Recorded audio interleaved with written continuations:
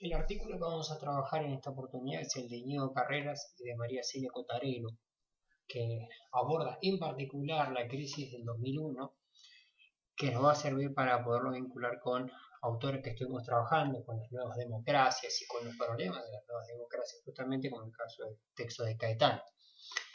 Y que en profundidad en este caso se aboca a Argentina, pero que podría ser aplicado a varios casos similares, como se dieron algunas insurrecciones también en el caso, por ejemplo, de Perú, el Perú neoliberal de Fujimori.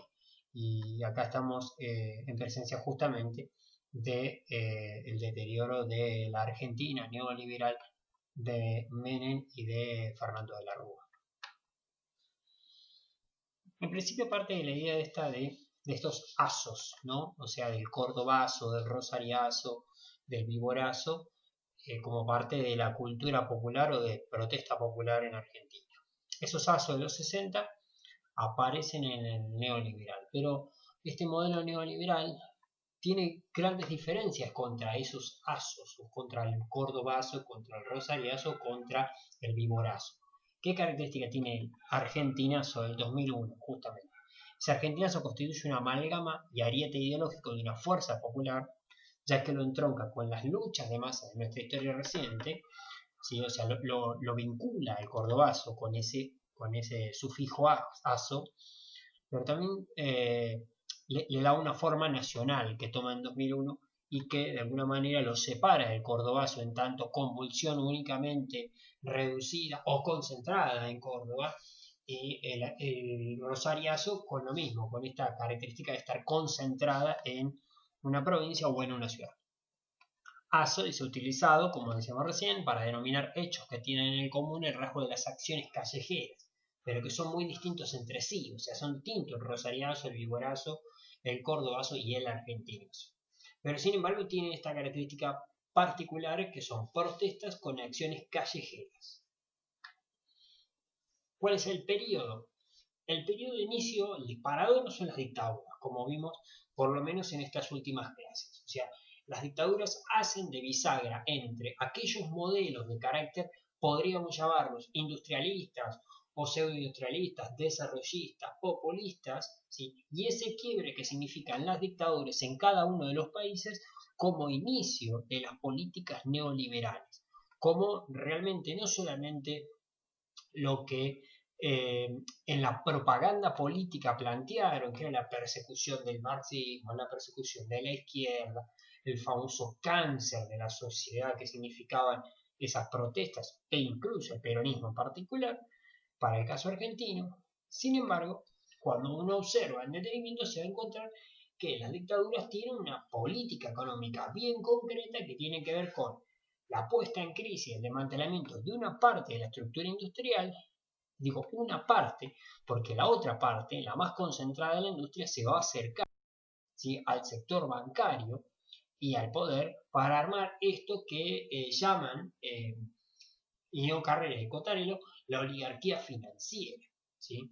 Los hitos de ese periodo que se inicia en el 76 tienen que ver con el Estado, la guerra de Malvinas en el 82, el reemplazo en el ejercicio de los cuadros militares por cuadros políticos en el 83, o sea, sacar las cabezas militares y poner cabezas políticas.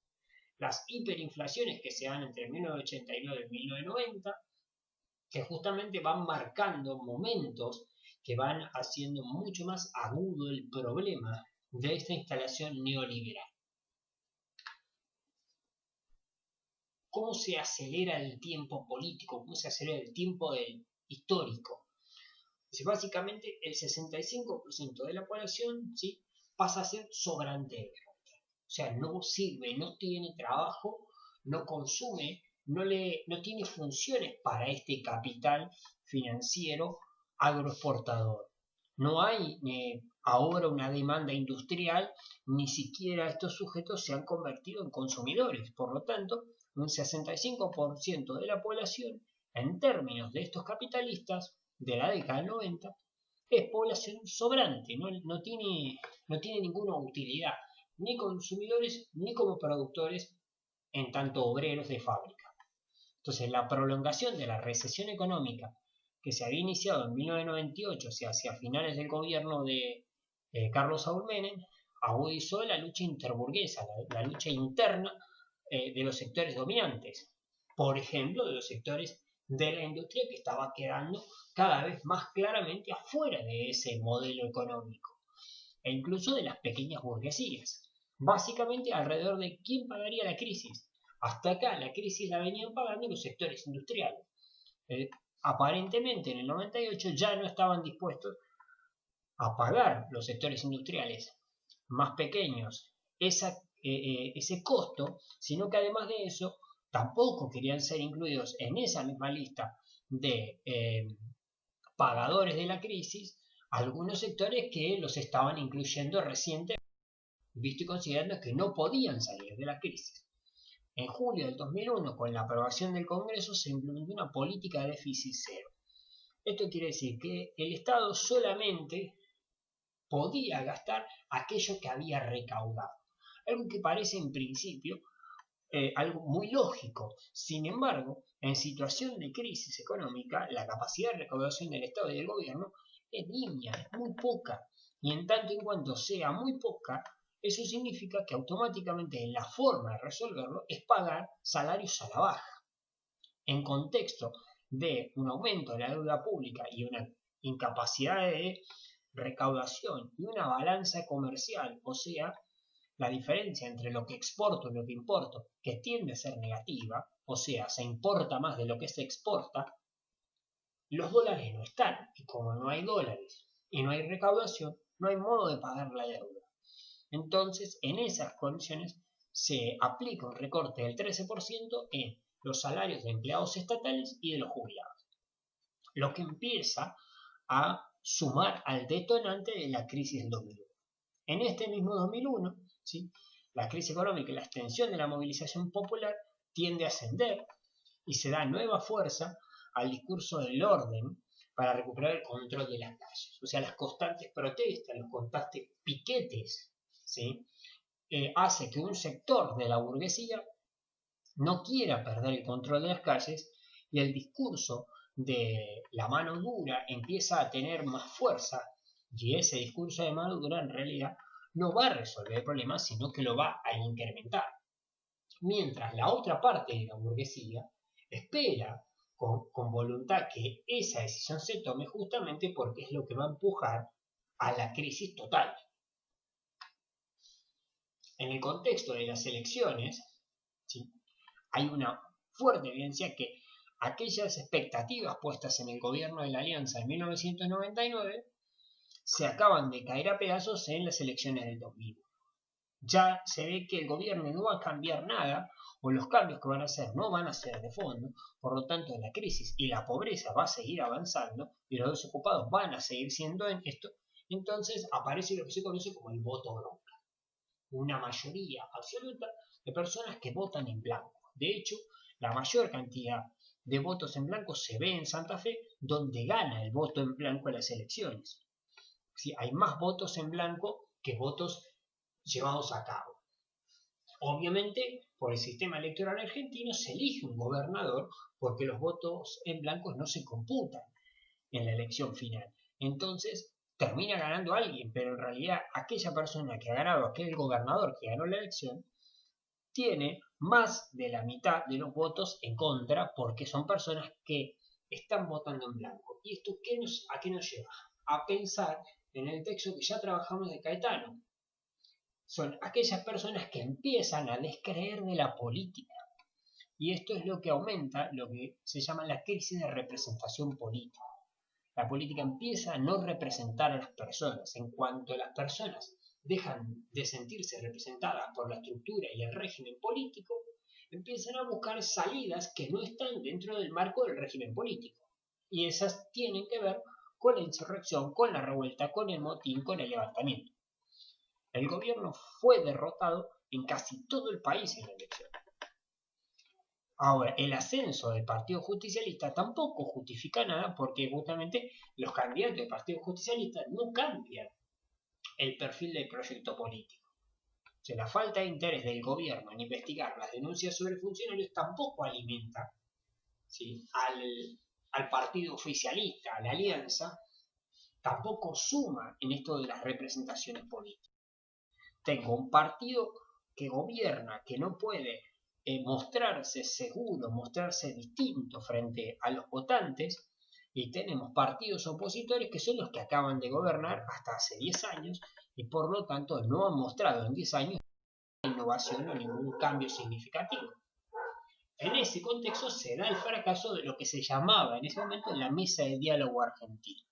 Una parte de la burguesía que resiste estas políticas básicamente lleva al fracaso la mesa de diálogo argentino. A fines de noviembre de ese 2001 se produce el crack bancario y la solución para el crack bancario es básicamente la imposición del corralito y la limitación con ello del retiro de dinero de los bancos.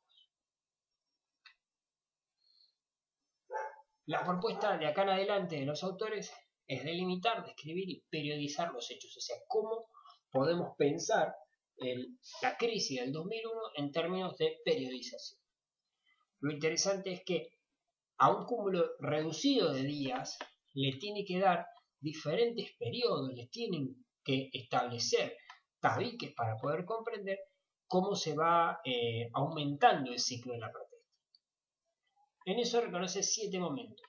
En principio, las manifestaciones callejeras dispersas, la huelga general que articula la rebelión, la lucha por reivindicaciones inmediatas, con cortes, manifestaciones callejeras y los primeros saqueos, la lucha económica práctica de los asalariados que deviene en combate callejero, los saqueos se convierten en revuelta con elementos de motín, la manifestación de masas pacífica, o más conocido como el cacerolazo, el combate de masas en el centro de Buenos Aires, o lo que los autores llaman la insurrección espontánea.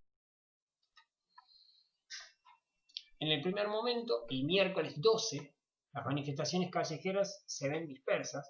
Básicamente, trabajadores asalariados ocupados, desocupados, pequeños y medianos propietarios, estudiantes, pobres, jubilados, vecinos se movilizan por separado por reivindicaciones inmediatas, o que tienen que ver con sus necesidades inmediatas, ya sea por planes trabajar, ya sea por bolsones de comida, pero también es, en algunos casos, en contra de la política del gobierno y en algunos casos en contra del gobierno mismo, directamente ni siquiera por la política económica. La característica de este miércoles 12 es que todavía lo que se nota es que estas manifestaciones son dispersas, ¿sí? No están concentradas, no tienen una misma propuesta. El segundo momento, jueves 13, la huelga general que convoca básicamente la CGT de Daer, la CGT de Moyano y la Confederación de los Trabajadores Argentinos, la CTA.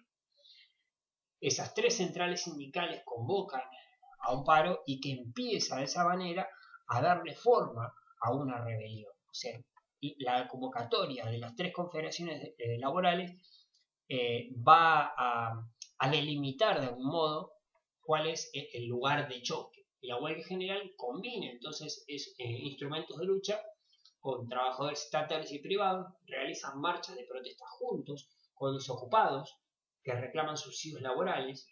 Entonces, no es que es una marcha de personas con trabajo, sino de aquellos que tienen trabajo, aquellos que no lo tienen, aquellos que tienen hambre. Entonces, en esa instancia se produce el primer saqueo. En Córdoba, Neuquén, Rosario y Pergamino, ¿sí?, aparecen los primeros choques con la policía. En esto que decíamos de aquello de llamar al orden, de la búsqueda del orden y el uso de la violencia como forma de conseguir el orden. El tercer momento, del viernes 14 al martes 18, en estos días, este fin de semana largo, por decirlo de alguna manera, aparecen cortes, manifestaciones callejeras y saqueos. El viernes 14, las acciones de saqueo protagonizadas por los pobres se extienden de Mendoza a Rosario. Significa que el nudo original, que había sido Mendoza, empieza a movilizarse a otra de las ciudades populosas y sectores marginales importantes como es Rosario. El sábado 15, tercer día consecutivo, donde aparecen protestas y aparecen saqueos, mucho más focalizados en los supermercados y en particular en los hipermercados, ya sea Carrefour, ya sea Coto, o sea, apuntando básicamente a esos hipermercados. los gobiernos provinciales en esa coyuntura buscan repartir alimentos para contener las protestas. El domingo 16, Mendoza sigue siendo el epicentro de los saqueos. El lunes 17 a la madrugada explota en la capital un artefacto con lanzapanfletos en un local de Acción por la República, es el partido de Cavallo. En los panfletos, de alguna manera podemos decir que está la primera amenaza con respecto o el primer intento de derrotar al gobierno, que es se van o los echamos. En esta convocatoria destituyente de la protesta ya se nota que hay un sector que intencionalmente está buscando la movilización para derrotar al gobierno o para hacer que renuncie. O sea, hasta acá parecían solamente protestas por necesidades concretas de los sectores más vulnerados, ¿sí? Sin embargo, hace mucho más evidente, como dicen los autores, que es el escenario, esta protesta, de los conflictos entre la burguesía, entre la propia burguesía, entre los sectores más ricos. Están usando a los pobres como, de alguna manera, títeres para sus disputas políticas.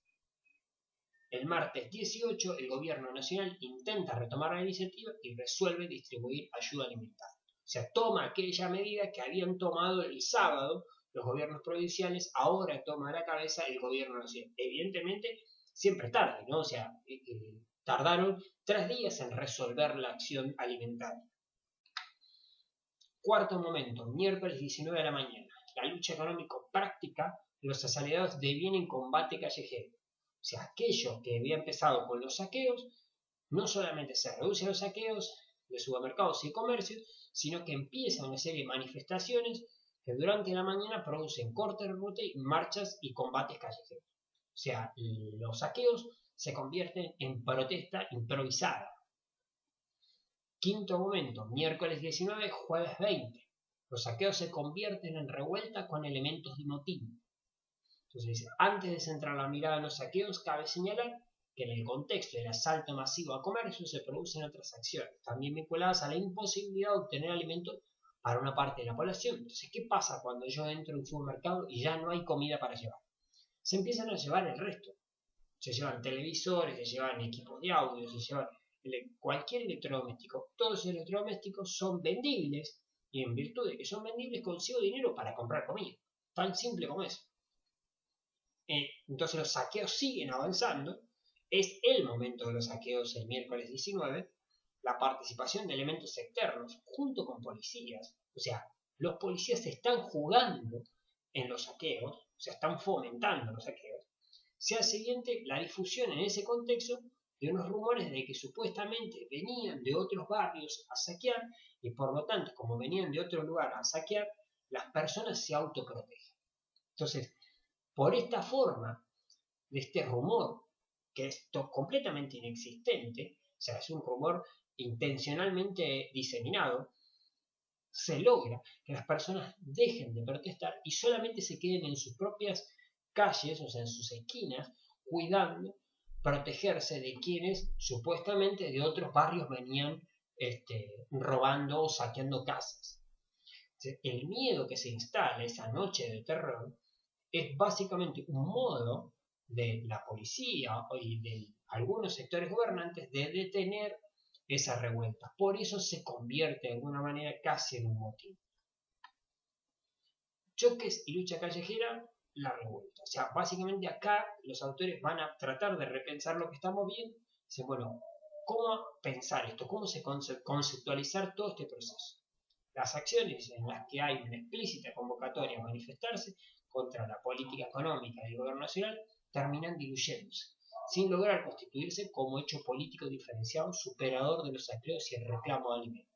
Eso quiere decir básicamente que en aquellas manifestaciones donde los partidos de izquierda, las organizaciones laborales o de los trabajadores convocan contra la política económica con consignas mucho más elaboradas, poco impacto tiene en la protesta, porque el inmediatismo de las personas requiere de comida.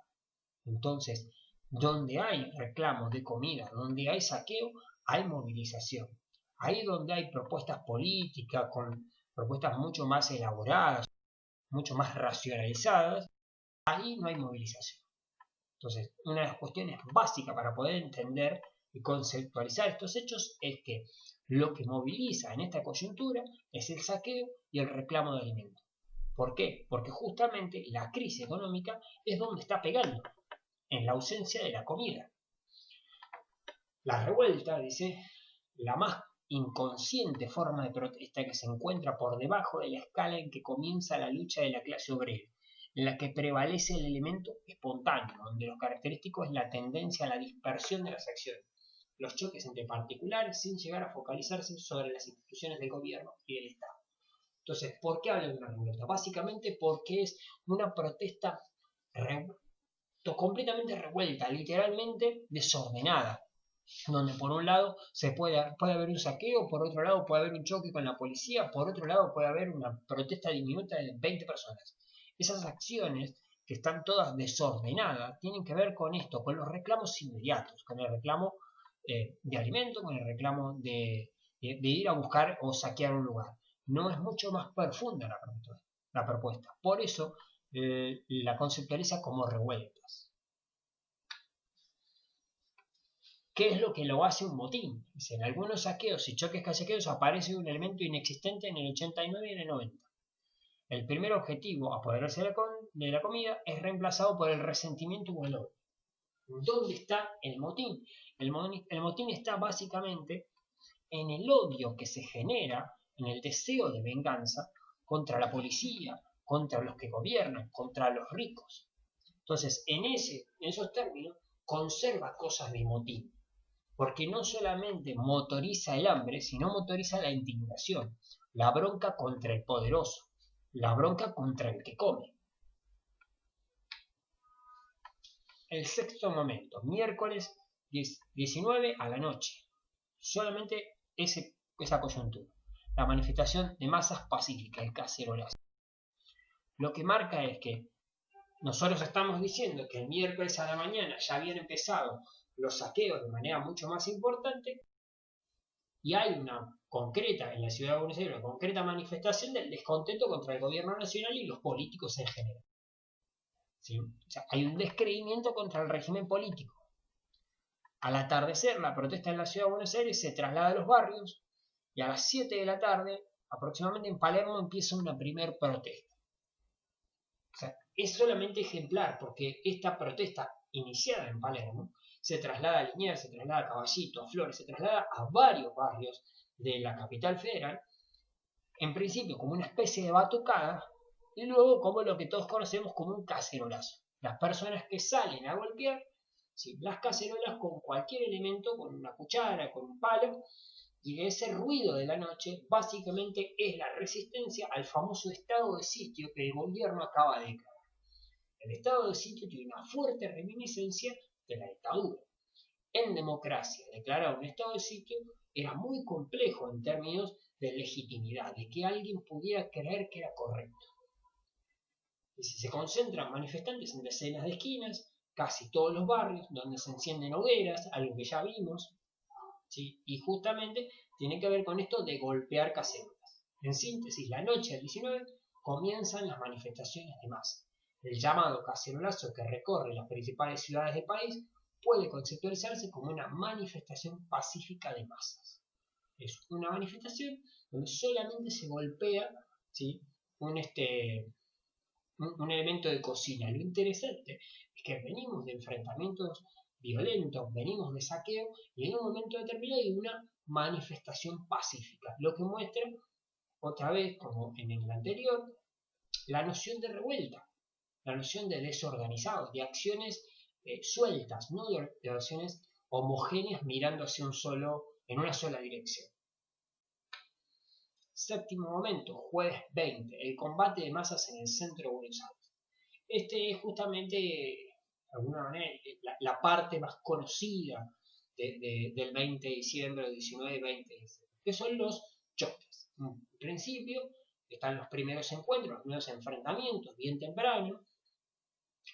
Después unas masas en lucha, o sea, la etapa de las barricadas, que tiene una particularidad muy interesante, que esas barricadas en principio se hacen para evitar que la policía avance sobre la manifestación, pero también con el éxito de la propia manifestación, la barricada se convierte en un límite, porque la manifestación no puede alcanzar la propia Casa Rosada o la Plaza de Mayo, que es el nudo del debate.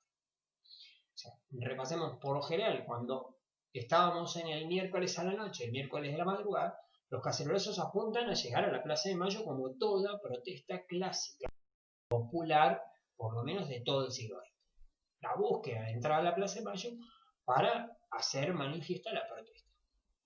Como hay estado de sitio, la policía niega el ingreso a la Plaza de Mayo. En el momento en que niega el acceso a esto, se producen los primeros combates. En esos primeros combates, donde la policía avanza sobre la protesta opta por la barricada para limitar el avance policial. Entonces la policía queda recluida en la Plaza de Mayo, que era el objetivo original de la protesta, y el resto de la manifestación queda por fuera de la plaza. Por lo tanto, cuando la manifestación sea de alguna manera exitosa en términos de confrontación, supere a la policía en términos de ataque, no va a poder entrar definitivamente a la Plaza de Mayo porque la propia barricada que antes la protegía ahora le entorpece el paso. Los combates se dan básicamente en esa zona del microcentro, frente a estas barricadas que, volviendo a decir, primero eran defensivas y ahora son una obstrucción en el camino.